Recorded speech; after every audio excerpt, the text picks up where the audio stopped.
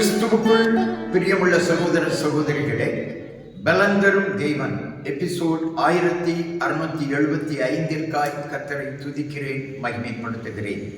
இந்த நாளிலும் ஏசாயா 40 அதிகாரம் 10வது வசனத்தை நான் உங்களுக்காக வாசிக்கின்றேன். இதோ கர்த்தராகிய ஆண்டவர் பராக்கிரமசாலியாக வருவார், அவர் தமது புயத்தினால் அரசாளுவார். இதோ அவர் அளிக்கும் பலன் அவருடைய கூட வருகிறது, அவர் கொடுக்கும் பிரதிபலன் அவருடைய முகத்திற்கு முன்பாக செல்லுகிறது. கர்த்தராகிய ஆண்டவர் வருவார். இயேசு கிறிஸ்து இந்த உலகத்தில் பிறந்து 3.5 ஆண்டு காலம் ஊழியம் செய்து பாடுபட்டு அடிக்கப்பட்டு நொறுக்கப்பட்டு இரத்தம் சிந்தி சிலுவையிலே மரித்து அடக்கம் பண்ணப்பட்டு 3வது நாள் உயிரோடு எழுந்தார்.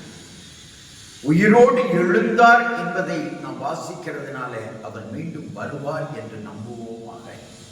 அவர் வரப்போகிறார், பராக்கிரமசாலியாக வருவார்.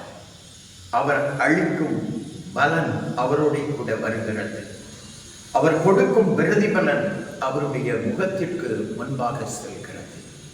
நாம் பரிசுத்தமாய் வாழ்வோமானால் அவர் வந்து நம்மை அழைத்துக் கொள்வார்.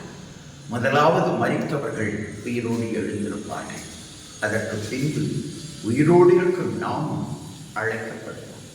அப்படி அழைக்கப்படுவதற்கு பாத்திரவான்களாக நடக்க வேண்டும்.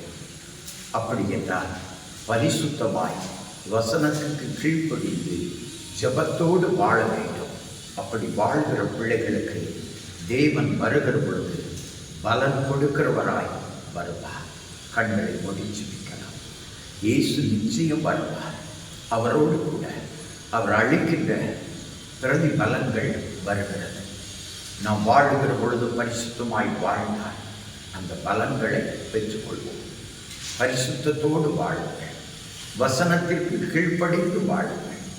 வசனம் நம்மை வாழ வைக்கும், வசனம் உங்களை வாழ வைக்கும், வசனம் உங்களை உயர்த்தும்.